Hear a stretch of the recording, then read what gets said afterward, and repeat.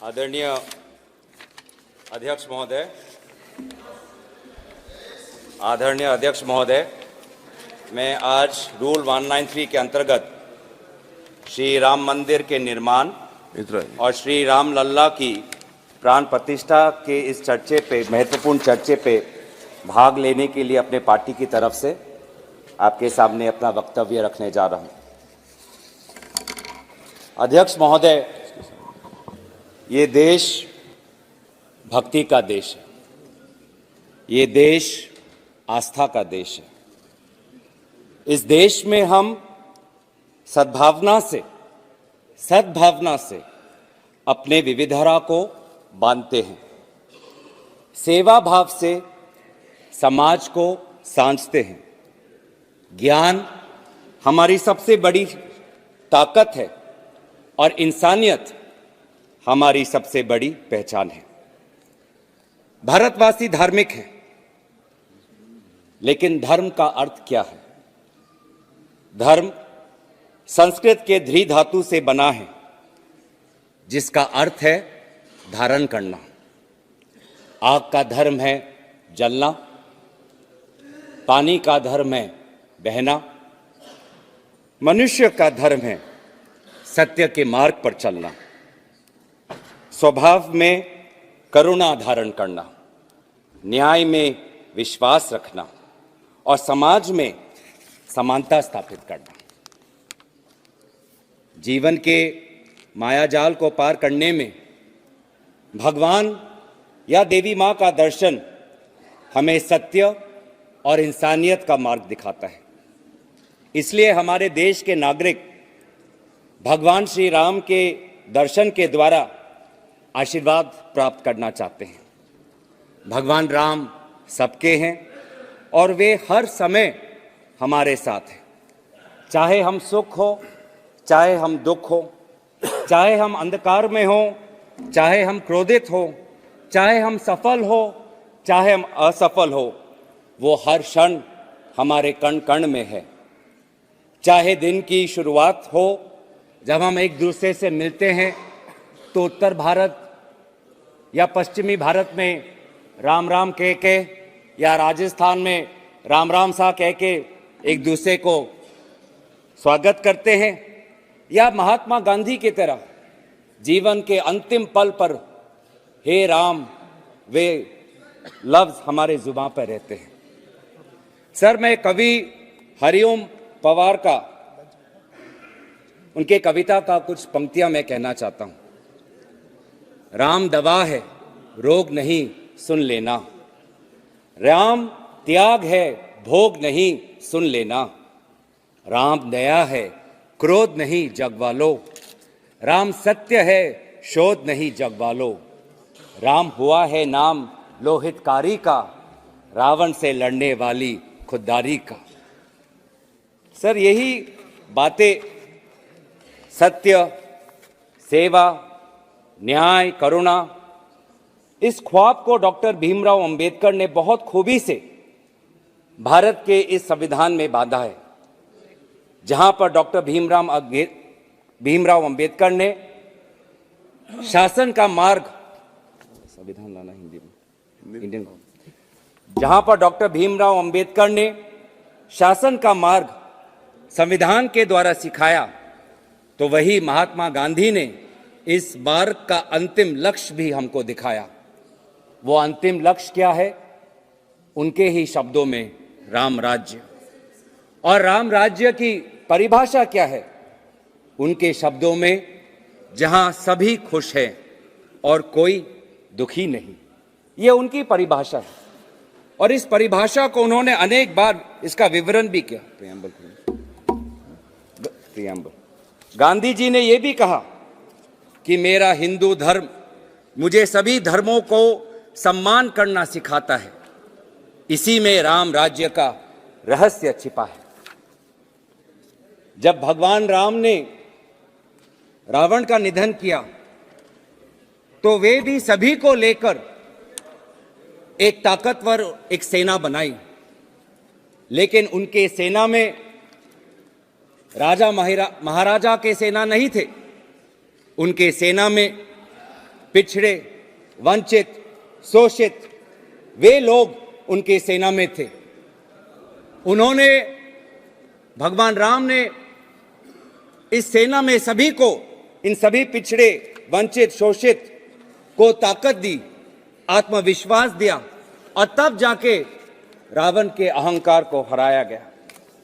इसीलिए हमें मंथन करना चाहिए कि क्या सभी पिछड़े, वंचित, अल्पसंख्यक खुश है? यही तो राम राज्य की परिभाषा थी, यही तो महात्मा गांधी के राम राज्य की परिभाषा थी। लेकिन आज हम क्या देख रहे हैं? आज हम देख रहे हैं कि अनुसूचित जाति, अनुसूचित जनजाति के विरोध में, के खिलाफ अपराध आज बढ़ रहा है। 2023 में लगभग 50% अपराध बढ़ा है अगर एक साल पहले की तुलना करें। क्या ये राम राज्य है? आज पिछला वर्ग जातिगत जनगणना की मांग कर रहा है क्योंकि वे देख रहे हैं कि उनके साथ अन्याय हो रहा है। वे देख रहे हैं कि विश्वविद्यालयों में उनके साथ जातिगत भेदभाव हो रहा है। विश्वविद्यालयों में जो स्थान है, केंद्र सरकारों में जो स्थान है, वे स्थान से वे वंचित हैं। रामायण में मां सीता का भी उल्लेख है। मां सीता ने कभी भी अपनी संयम और शक्ति को कम नहीं होने दिया। लेकिन क्या यही अनुभूति उस उन्नाव की दलित बेटी को प्राप्त हुई जब वो बेसहारा थी, जब वो अकेली थी? क्या ये अनुभूति हमारे महिला खिलाड़ियों को हुई जब वे अपने हक के लड़ाई के लिए लड़ रहे थे?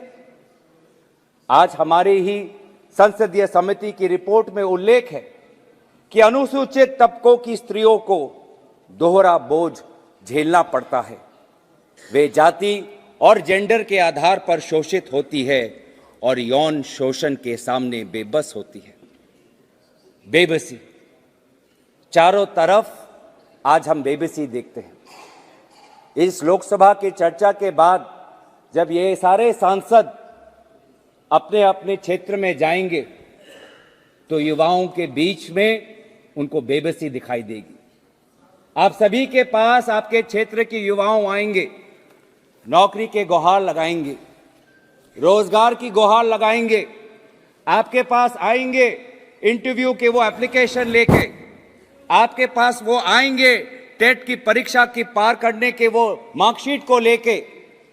वो आपसे कहेंगे, आदरणीय सांसद महोदय, मैंने परीक्षा पार कर ली। आदरणीय सांसद महोदय, मैं बीए पास हूं। आदरणीय सांसद महोदय, मैं बेरोजगार हूं। और आज ये बेरोजगारी के कारण बेबस भारतीय युवा आज नशे के रास्ते में चल पड़ा है, आज अपराध के रास्ते में चल पड़ा है। आज वो जहां भी जाता है भेदभाव महसूस करता है। आज वो बेबसी में कुछ चंद पैसे इकट्ठा करके विदेशी धरती की तरफ पलायन करता है। ये है असलियत।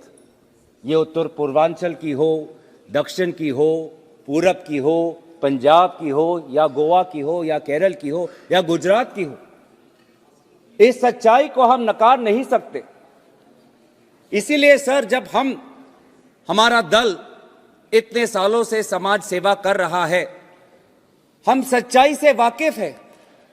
बहुत कुछ हमने किया है, लेकिन बहुत कुछ करना बाकी है। हमसे भी गलती हुई है, ये कबूल करने में हमें कोई आपत्ति नहीं है।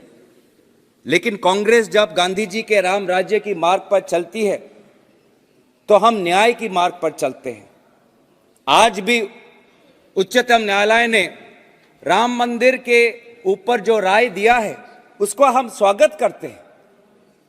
हम सेक्युलरिज्म पे विश्वास करते हैं, लेकिन ये जो सेक्युलरिज्म शब्द है, इसमें जो पश्चिमी परिभाषा है सेक्युलरिज्म का, उस परिभाषा से हम अपने आप को भिन्न रखते हैं। अगर आप वो संविधान के डिबेट देखें, जब सेक्युलरिज्म शब्द, पंथ निरपेक्ष शब्द जब संविधान में जोड़ा गया था, तो कांग्रेस पार्टी के विभिन्न सांसदों ने यही कहा था कि हम पश्चिमी परिभाषा से हम परे रखते हैं। भारत एक धार्मिक देश है, भारत में बहुत धर्म को मानने वाले लोग रहते हैं और हम सर्वधर्म समभाव में विश्वास करते हैं। केवल एक ग्रंथ नहीं, ये देश की मिट्टी में इतनी ताकत है कि 140 करोड़ के लोगों की विभिन्न भाषा और आस्था को अखंडता के साथ, प्यार और सद्भावना के साथ बांधती है। मैं नानक के कुछ शब्द कहना चाहूंगा। नानक साहब ने कहा, अव्वल अल्लाह नूर उपाया, कुदरत के सब बंदे, एक नूर से राम जग उपजय, एक नूर से सब जग उपजय, कौन भले को मंदे। तो सर, हम सभी को बांधना चाहते हैं और यही हमारी संस्कृति है, यही हमारी सभ्यता है। सर, मैं इसीलिए सत्ता पक्ष को भी सतर्क करना चाहूंगा कि आप नथुराम का रास्ता त्याग करें। आप नथुराम को पूजा करने का ये जो आपकी परंपरा है, उसको त्याग करें। नथुराम गोडसे का खंडन करें, इसमें आपको कोई परहेज नहीं होना चाहिए। अहंकार के रोग से बचे। रावण को उसके अहंकार ने ही मारा। आपका अहंकार आपको महंगाई को देखने से रोकता है। आपका अहंकार आपको देश में बढ़ती हुई अस्थिरता को देखने से रोकता है। चाहे वो मणिपुर में हो, चाहे वो लद्दाख में हो, चाहे वो चीन से लगी हुई सीमा पर हो। आज समाज में जो बढ़ती हुई आशंका है, विशेष रूप से अल्पसंख्यकों के बीच में, आपका अहंकार इस आशंका को देखने से आपको रोकता है। मैं आपको सतर्क करना चाहता हूं। भारत एक प्राचीन देश है। इस देश का जन्म 2014 में जब मोदी जी की सरकार आई तब जन्म नहीं हुआ। इस देश का जन्म 22 जनवरी 2024 में नहीं हुआ। रामलल्ला हमेशा हमारे साथ थे। 500 वर्ष पहले भी हमारे साथ थे, आज भी हमारे साथ हैं, कल भी आपके सरकार जाने के बाद आपके साथ हैं। राम हमारे मन में है।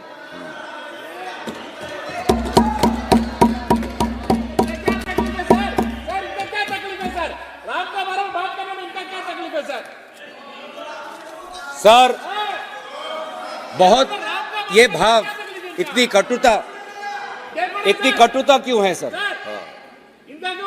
जय श्री राम में प्यार और सद्भावना होना चाहिए, लेकिन आपके जय श्री राम में हमेशा कटुता और क्रोध सुनाई देता है। ऐसा क्यों? पढ़ा ही नहीं राम को पढ़ा ही नहीं कभी। कांग्रेस क्रोध क्यों? राम सबका है, राम सबका है। कांग्रेस हमेशा, भारतीय राष्ट्रीय कांग्रेस पार्टी ने हमेशा सेवा भाव से, गांधी जी के मूल्यों से प्रेरित होते हुए, डॉक्टर अंबेडकर से पाठ सीखते हुए भारत के नागरिकों को अधिकार देने का काम किया है। हमने स्वतंत्रता प्राप्त करने के बाद ही सभी को वोट का अधिकार मिले, यह अधिकार कांग्रेस पार्टी ने स्थापित किया। शिक्षा का अधिकार कांग्रेस पार्टी ने स्थापित किया। स्वशासन का अधिकार, पंचायत का अधिकार कांग्रेस पार्टी ने स्थापित किया। अन्न सुरक्षा का अधिकार कांग्रेस पार्टी ने स्थापित किया। सूचना का अधिकार कांग्रेस पार्टी ने स्थापित किया। पहचान का अधिकार, आधार कांग्रेस पार्टी ने स्थापित किया। उच्च शिक्षा के मंदिर IIT, IIM कांग्रेस पार्टी ने स्थापित किया। पीड़ित के मंदिर मरीज के मंदिर, all India institute of medical science, वो मरीज का मंदिर भी कांग्रेस पार्टी ने स्थापित किया।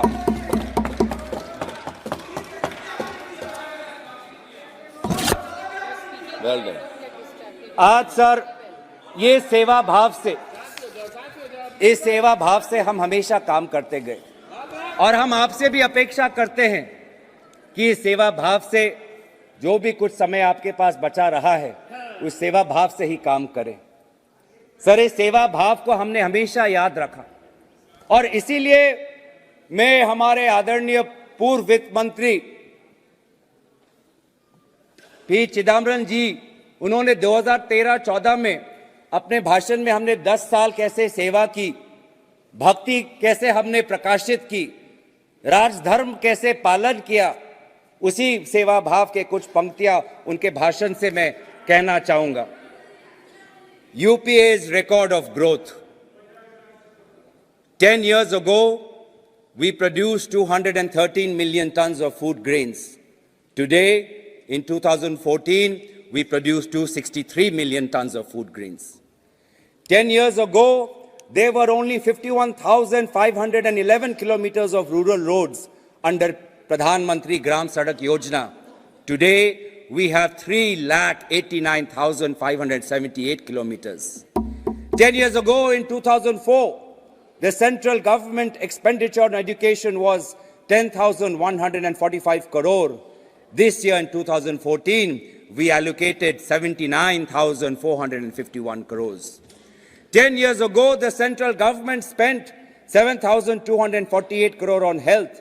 This year, in 2014, we will spend 36,322 crores.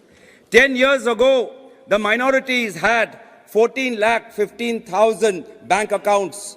As at the end of March 2013, they had 43,52,000 accounts, and the volume of lending had soared from 4,000 crore to 66,500 crore. 10 years ago, only 9,71,182 women self-help groups had been credited. At the end of December 2013, 41,16,000 women SHGs have been provided credit. 10 years ago, only a few thousand students got education loans. At the end of December 2013, 25,70,254 student loan accounts have been sanctioned. So this is our work. At the end of 2013, at the end of the UPA, the direct benefit transfer scheme would be rolled out. The scheme is a year old and money is being transferred to beneficiaries under 27 identified schemes, including the National Social Assistance Program. तो इस सेवा भाव से हमने अधिकारों, विभिन्न अधिकारों का हमने स्थापना की। MGNREGA का रोजगार का अधिकार का स्थापन हमने किया और वैसे ही पहचान और DBT की जो ढांचा है, इस ढांचा को भी हमने तैयार किया। आज भी इस सेवा भाव से आदरणीय राहुल गांधी जी भारत जोड़ो न्याय यात्रा के तहत नफरत के बाजार में मोहब्बत के दुकान खोल रहे हैं। कितनी दुख की बात है सर, कितनी दुख की बात है सर कि जब 22 जनवरी को जब आदरणीय प्रधानमंत्री जी अयोध्या में थे तो उसी दिन आदरणीय राहुल गांधी जी असम के गुरु महापुरुष श्रीमंत शंकर देव के स्थान मंदिर में जाना चाहते थे। महापुरुष श्रीमंत शंकर देव के प्रति अपनी भक्ति जताना चाहते थे। जिस दिन 22 जनवरी को प्रधानमंत्री मोदी जी ने सभी को ऐलान किया कि आप जहां पर भी हो, जैसे भी हो, आप अपने मंदिरों में जाए, उसी 22 जनवरी के दिन राहुल गांधी जी को पवित्र बॉर्डुआ थान से जाने के लिए रोका गया। क्यों रोका गया? अगर असम के मुख्यमंत्री की अगर बात हम सुने तो असम के मुख्यमंत्री ने प्रेस के सामने मीडिया को संबोधित करते हुए 22 जनवरी से कुछ दिन पहले इन्होंने यही कहा। मैं उनके शब्द में कहना चाहूंगा कि देखिए, 22 जनवरी को राहुल गांधी जी ने ये इच्छा प्रकट की कि वो सुबह बॉर्डुआ थान जाना चाहते हैं, लेकिन जिस समय वो जाना चाहते हैं, प्रधानमंत्री मोदी जी अयोध्या में प्राण प्रतिष्ठा के समारोह में उपस्थित होंगे। ये बात उचित नहीं है कि जिस समय टीवी के चैनल पे प्रधान मोदी का चित्र आए, उसी समय राहुल गांधी जी का भी चित्र आए। ये बात गलत है। ये है आपकी धर्म के प्रति आस्था। रामराज ये लेने देना है सर। ये मीडिया पे कहा है, ये आपको मैं ऑथेंटिकेट कर दूंगा। आपको तो मुझे पता है सर, आपका विश्वास, आपका आशीर्वाद मेरे साथ है। मैं हमेशा जब भी अपनी बात रखता हूं तो सच्चाई से रखता हूं, ईमानदारी से रखता हूं। मुझे अपने बात कहते हुए कोई संकोच नहीं, क्योंकि मैं भी सच जो कहता हूं वो सच्ची वाणी से कहता हूं। तो बस अंत में इसलिए मैं कहना चाहता हूं कि धर्म का सर्टिफिकेट क्या ये बांटेंगे? मंदिर में कौन जाएगा, कब जाएगा, क्या ये इनसे हमें अनुमति लेनी पड़ेगी? क्या मंदिर जाना असम के मुख्यमंत्री के अगर शब्दों पे विश्वास रखे तो मंदिर क्या एक टीआरपी बन गया है? प्राण प्रतिष्ठा क्या एक टीआरपी बन गया है? प्राण प्रतिष्ठा में खड़े बहुत से लोग थे, उनकी श्रद्धा है। उस समय राहुल गांधी जी भी असम में थे, उनके श्रद्धा में वहां की सरकार ने बाधा क्यों दी? हमें अपने संस्कारों पे, हमें अपने कर्तव्य पे चलने पर बाधा क्यों दे रहा है सर? जहां गैर हिंदुओं का प्रवेश वर्जित है, वहां गैर हिंदू कैसे जा सकता है? ये मक्का जाए सर, ये पूरी जाकर दिखा दे हमें। जहां सर मर्यादा पुरुषोत्तम की मर्यादा नहीं करते। सर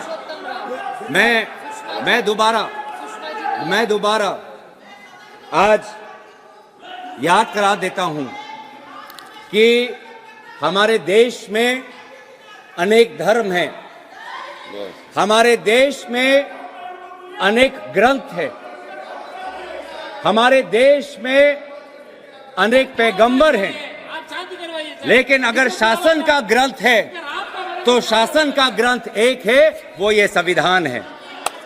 वो ये संविधान है। ये संविधान, ये शासन का एक ही ग्रंथ है। धर्म के अनेक ग्रंथ हैं।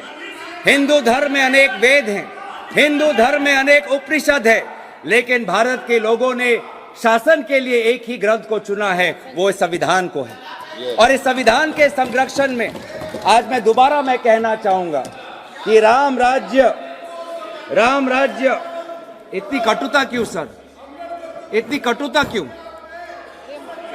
जय श्री राम कहते हुए इतनी कटुता क्यों? मर्यादा पुरुषोत्तम या राम को नमन करते हुए इनके वाणी में इतना हिंसा क्यों, इतना घृणा क्यों, इतनी घृणा क्यों है? आप राम भक्त हो ही नहीं सकते अगर आपके अंदर घृणा हो। आप राम भक्त हो ही नहीं सकते अगर आप नफरत फैलाते हो। आप राम भक्त हो ही नहीं सकते अगर आप दूसरे पे गोली चलाते हो। आप राम भक्त हो ही नहीं सकते जब आप दूसरे के धर्म के अनुष्ठान को अगर आप कलंकित करते हो। तो हमारे लिए तो ये ग्रंथ एक ही है। इस ग्रंथ में लिखा है, हम भारत के लोग भारत को एक संपूर्ण प्रभुत्व, संपन्न समाजवादी, पंथ निरपेक्ष, लोकतंत्रात्मक गणराज्य बनाने के लिए तथा उसके समस्त नागरिकों को सामाजिक, आर्थिक और राजनीतिक न्याय, विचार, अभिव्यक्ति, विश्वास, धर्म और उपासना की स्वतंत्रता। मैं दोबारा ये पढ़ना चाहूंगा क्योंकि कभी कभी आपके शब्दों से लगता है कि आप ये संविधान का डॉक्टर भीमराव अंबेडकर के मूल जो निर्देश थे वो ही भूल गए। मैं दोबारा पढ़ देता हूं ताकि, क्योंकि आपके अंदर इतनी घृणा है, तो क्योंकि आप पहली बार जब मैंने ये पढ़ा तो ये शब्द आपके हृदय के अंदर नहीं गया होगा। मैं दोबारा आपके लिए पढ़ देता हूं। न्याय, सामाजिक, आर्थिक, राजनीतिक, स्वतंत्रता, विचार, अभिव्यक्ति, विश्वास, धर्म और उपासना, समता, प्रतिष्ठा और अवसर।